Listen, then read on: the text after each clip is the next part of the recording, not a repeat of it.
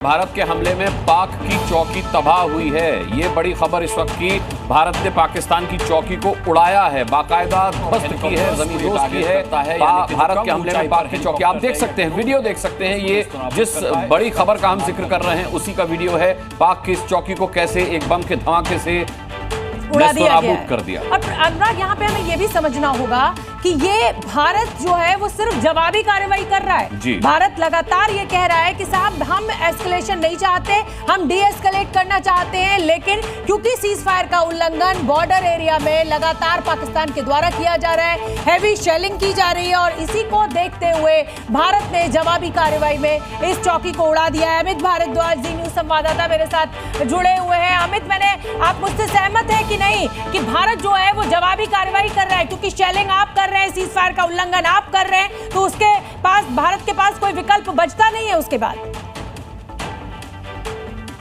बिल्कुल सही कहा आपने, और मैं उसी जगह पे हूँ जहाँ से उन्होंने ये सब शुरू किया था। और जैसा कि आपने भी कहा, और आप एक जिम्मेदार एंकर भी हैं और इस जिम्मेदार चैनल पे भी हैं, आपने भी कहा, मुस्कान भी ये कह रहे थे।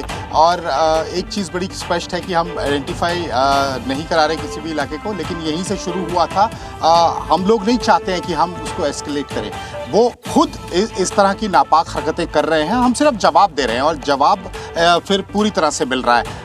रात को भर भी हम लोग जो थे इन्हीं गांव में थे, इसके आसपास के एक सेक्टर के गांव में थे, और फिर वहां से निकलकर यहाँ पर आए जब हमें चीज़ों का पता लगा। हम यहाँ पर इसलिए क्योंकि हमारे लोग महफूज रहें, सुरक्षित रहें, और उनको लगे कि उनके साथ सब लोग हैं। वो पूरा विश्वास कर रहे हैं कि हमारी फोर्सेस यहाँ पर हैं।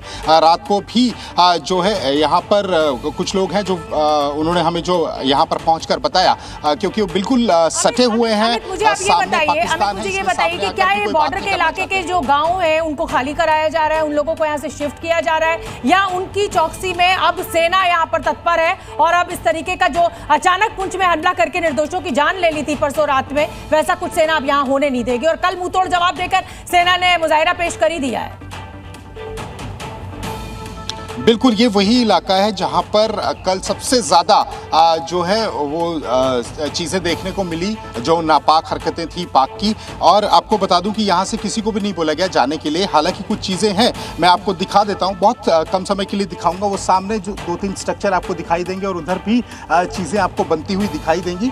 इसका इंतजाम किया हुआ है। थोड़ी तस्वीर आपको दिखा, इन तस्वीरों से पाकिस्तान को मदद मिल सकती है, और ना ही हम ये बताएंगे कि कौन गाँव में है, कौन गाँव में नहीं है। पाकिस्तान को कंफ्यूजन में ही मरने दीजिए, ये उसके लिए बहुत जरूरी है। ठीक है, एक लीड हमने उसको दी है कि हमारे गांव में लोग शामिल हैं, हमारी सुरक्षा बल उनकी सुरक्षा करने के लिए काफी हैं। भले पाकिस्तान का वजीर आजम बंकर में छिप गया था, कल रात को ये खबर आई थी कि शहबाज शरीफ बंकर में छिप गए थे, लेकिन देख ले हिंदुस्तान का दम पाकिस्तान भी कि यहां पर जब रक्षा मंत्री सीडीएस के साथ और तमाम अधिकारियों के साथ बैठक करते हैं तो उनके चेहरे पर एक मुस्कुराहट है, और जब पाकिस्तान की संसद में वहां का सांसद बोल रहा होता है तो उसकी जबान लड़खड़ा रही होती है। शोभना, और तो और अनुराग, आज एक और, मैं तो सुबह से इस समय दर्शकों तक बड़ी खबरें पहुंचा रही हूं, वहां के जो वीवीआईपीज हैं वो विदेश भागते हुए नजर आ रहे हैं। मतलब एक ये देश है जहां पर सत्ता पक्ष विपक्ष सब मिलजुल कर, एकजुट होकर, और कल सिर्फ सेना नहीं जागी है, कल पूरा देश सेना के साथ जागा है, और सबने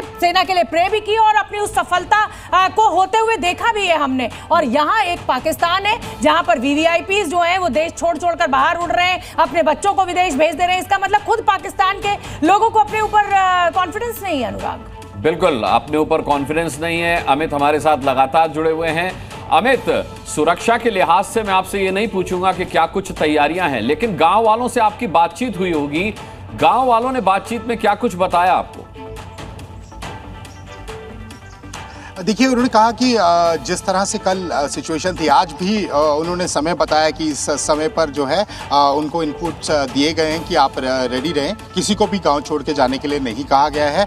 सब लोग जो हैं वो यहाँ पर मौजूद हैं, ना ही कोई उनको इतना विश्वास दिला दिया गया है कि आपको चिंता करने की कोई ज़रूरत नहीं है, और उनसे लगातार जो है कोऑर्डिनेशन चल रहा है, चाहे वो सेना के जो कोऑर्डिनेशन कमेटी है उसका उनके साथ बातचीत हो, एडमिनिस्ट्रेशन है वो लगातार यहाँ पर पहुँच रही है, और और एक एक चीज एक मिनट टू मिनट जो है वो सारी अमित आएंगे आपके पास। जी न्यूज संवाददाता प्रमोद भी हमारे साथ जुड़ रहे हैं और मैं अपने जी न्यूज के दर्शकों को बता दूं कि हमारे जो रिपोर्टर्स हैं चप्पे चप्पे पर इस समय मौजूद है। सबसे पहली तस्वीर, सबसे पहला अपडेट जी न्यूज के जरिए हम रात से ही, बल्कि ये कहिए जब ये तनाव बढ़ा है 22 अप्रैल के बाद से, तब से आप तक पहुंचा रहे हैं। प्रमोद, मुझे बात करवाइए, यहाँ पर जो स्थानीय लोग आपके साथ मौजूद है, कुछ तस्वीरें दिखाइए, किस तरीके का माहौल जम्मू कश्मीर में, और संपर्क हमारा उनसे टूट गया है। हमारे साथ दो एक्सपर्ट्स भी मौजूद हैं, हमारे साथ सीनियर जर्नलिस्ट रामकृपाल जी मौजूद हैं और साथ ही हमारे साथ एक्स डिप्लोमेट जेके त्रिपाठी जी भी मौजूद हैं। रामकृपाल जी, ये जो पूरा घटनाक्रम आप देख रहे हैं, एक हमारा देश,